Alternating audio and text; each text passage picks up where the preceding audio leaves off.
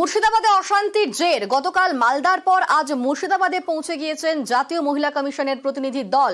মুর্শিদাবাদের ধুলিয়ান সেখানে পৌঁছে গিয়েছেন তারা এবং এলাকাবাসীর সঙ্গে কথা বলছেন তারা। আমরা দেখেছিলাম গতকালকেই মালদায় পৌঁছেছিল এনসিডব্লিউ এবং আজকে মুর্শিদাবাদে পৌঁছে গিয়েছেন তারা। আমাদের সঙ্গে রয়েছেন প্রতিনিধি প্রণব।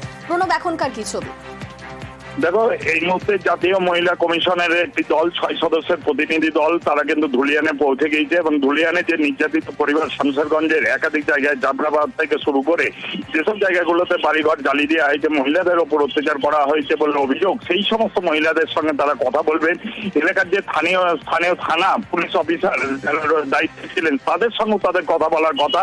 আগে প্রতিটা জায়গায় তারা ঘুরে দেখছেন, তারপরে কিন্তু এলাকার মানুষের সঙ্গে কথা বলছেন এবং জাতীয় মহিলা কমিশনের যিনি চেয়ারম্যান তিনি রয়েছেন এবং অর্চনা মজুমদার রয়েছেন 6 সদস্যের দল এবং আজকে রাজ্যপালও রয়েছেন এবং রাজ্যপালের সঙ্গে তাদের দেখা করার কথা এবং তারপরেই প্রশাসনের কর্তাদের সঙ্গে বৈঠকে বসবেন বলে কিন্তু তিনি জানিয়েছেন এবং এলাকার মানুষের সঙ্গে তারা কথাবার্তা বলছেন এবং সেই সমস্ত তথ্য কিন্তু লিপিবদ্ধ করছেন। বেশ, ধন্যবাদ। আজ মুর্শিদাবাদে পৌঁছে গিয়েছেন এনসিডব্লিউর প্রতিনিধি দল। ধুলিয়ানে গিয়ে তাদের সঙ্গে কথা বলছেন তারা। গতকাল মালদার পর আজ মুর্শিদাবাদে পৌঁছে গিয়েছেন। ধুলিয়ানে এলাকাবাসীদের সঙ্গে কথা বলছেন তারা। গতকাল মালদায় বৈষ্ণবনগর, যেখানে মুর্শিদাবাদ থেকে বহু মানুষ এসে আশ্রয় নিয়েছেন, সেখানে তাদের সঙ্গে কথা বলেছিলেন তারা। আর আজ মুর্শিদাবাদে পৌঁছে গিয়েছেন তারা এবং সেই ছবি আপনারা দেখতে পাচ্ছেন। ধুলিয়ানে গ্রামবাসীদের সঙ্গে কথা বলছেন তারা।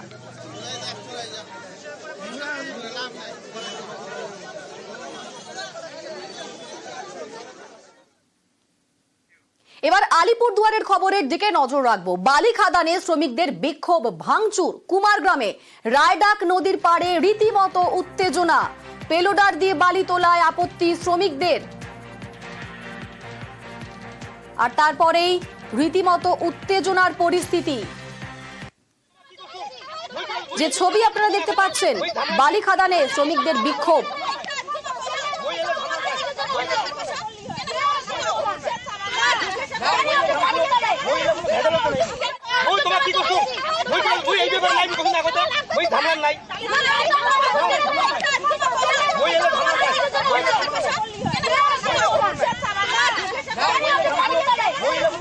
আমাদের সঙ্গে রয়েছেন প্রতিনিধি রাজকুমার। আমরা দেখতে পাচ্ছি বিক্ষোভের ছবি। তবে এই যারা বিক্ষোভ দেখাচ্ছেন তারা মূলত কি দাবি করছেন, কি কারণ তারা বিক্ষোভ দেখাচ্ছেন? দেখো, মূলত যারা বিক্ষোভ দেখাচ্ছেন তাদের একটাই দাবি যে তারা এই খাদানে কাজ করে অবৈধ এবং বৈধ তারা বোঝে না।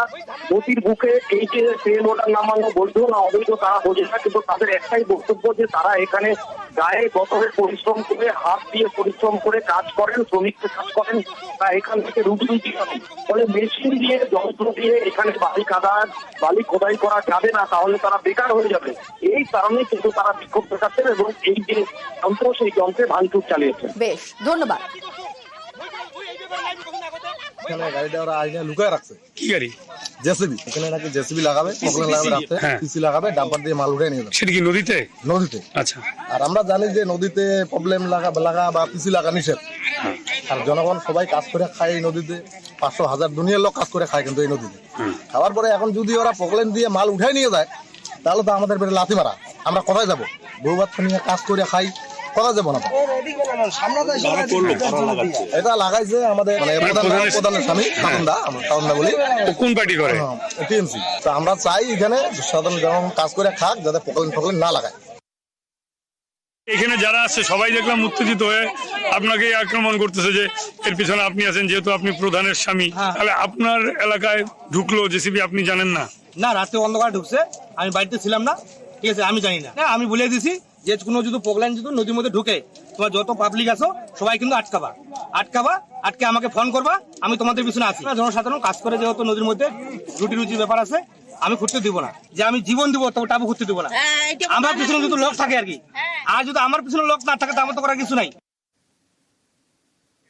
আর এবার নজর রাখবো ডেবরার খবরের দিকে। টাকা বরাদ্দ, বকেয়া কাজ। ডেবরার বাড়াগড়ে থমকে পথশ্রী প্রকল্পের কাজ। 1 বছরের বেশি সময় ধরে পড়ে রয়েছে পাকা রাস্তার কাজ। প্রকল্পের সাইনবোর্ডে শুরু শেষের তারিখ নেই। আমাদের সঙ্গে রয়েছেন প্রতিনিধি দিগ্বিজয়। কেন সেখানে রাস্তার কাজ থমকে রয়েছে? দেখো অনিন্দিতা, এই নিয়ে কিন্তু এলাকাবাসীরা দ্বন্দ্বে রয়েছে। কারণ তুমি জানো 1 বছর আগে বোর্ড পড়েছে পশ্চিম মেদিনীপুর জেলার ডেবরার যে বাড়াগড় সমবায় সমিতি রয়েছে, সেখান থেকে ডেবরা সুপার স্পেশালিটি হসপিটালের পদশ্রী রাস্তা প্রায় 30 লক্ষ টাকা বরাদ্দ হয়েছে এবং সেখানে যে বোর্ড রয়েছে সেখানে কিন্তু কাজ শুরুর তারিখ এবং শেষের তারিখ কিন্তু নেই। এলাকাবাসীরা বলছেন যে ওখানকার একজন ব্যবসায়ী রয়েছে, সেই ব্যবসায়ীর বিভিন্ন সমস্যার জন্য আটকে রয়েছে। এলাকাবাসীরা চাইছে রাস্তাটি দ্রুত সম্পূর্ণ হোক, কারণ একজনের জন্য কেন তারা সাফার করবে। এই নিয়ে কিন্তু ওই এলাকায় বিডিও গিয়েছেন, বিধায়ক গিয়েছেন, কর্মাধ্যক্ষ গিয়েছেন, সবাই কিন্তু ফেল। তাহলে কি এই রাস্তাটা হবে না? যদিও এই বিষয়ে যার বিরুদ্ধে এলাকাবাসীরা অভিযোগ তুলছে যে রাস্তাটা হচ্ছে না, আটকে যাচ্ছে, সেই ব্যক্তির সঙ্গে আমরা যখন যোগাযোগ করি তিনি কিন্তু বলছেন যে এই ধরনের কথার কোনো তিনি সংবাদ মাধ্যমে উত্তর দেবেন না, কিন্তু এই ধরনের কোনো কথার কোনো বা অভিযোগের কোনো ভিত্তি নেই। তাহলে এলাকাবাসীরা প্রশ্ন তুলছে, যেখানে মুখ্যমন্ত্রীর 30 লক্ষ টাকা বরাদ্দ হয়েছে পদশ্রীর জন্য, তাহলে কি সেই রাস্তা হবে না, আটকে যাবে, ফিরে যাবে? এই প্রশ্নই কিন্তু ঘুরে বেড়াচ্ছে। একেবারে ধন্যবাদ দিগ্বিজয়। 29 লাখ টাকা স্যাংশন হয়েছে, আজকে প্রায় 12 মাস ধরে রাস্তাটা বন্ধ হয়ে আছে। সেখানেও ওই একই রকম জটিলতা একটা তৈরি হয়েছিল। একটা গ্যাস গোডাউন আছে 2004 সাল থেকে, তাদের বড় ভারী গাড়ি যায়, তাদের বক্তব্য ছিল যে ভারী আমাদের 20 টনের গাড়ি যেতে দিতে হবে। আমাদের কাছে তো আইন কিছু নেই।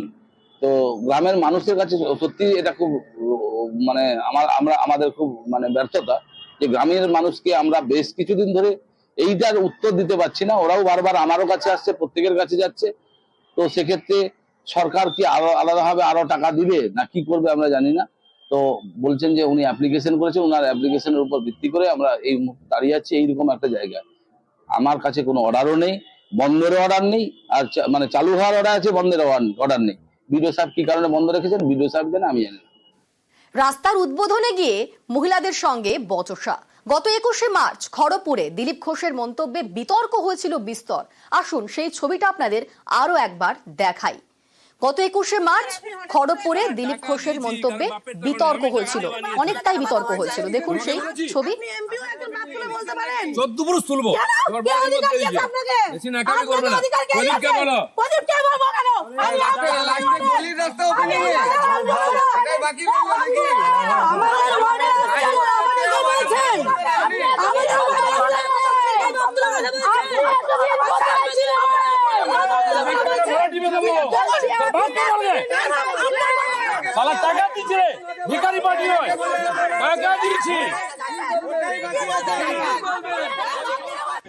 আর গতকাল বিজেপি নেতা সাতপাকে বাধা পড়তেই কটাক্ষের সুরে দিলীপ ঘোষকে বিয়ের শুভেচ্ছা জানিয়েছেন খড়গপুরের প্রীতি কয়াল। মেয়েদের সঙ্গে কিরকম ভাবে কথা বলতে উনি তো জানতেন না।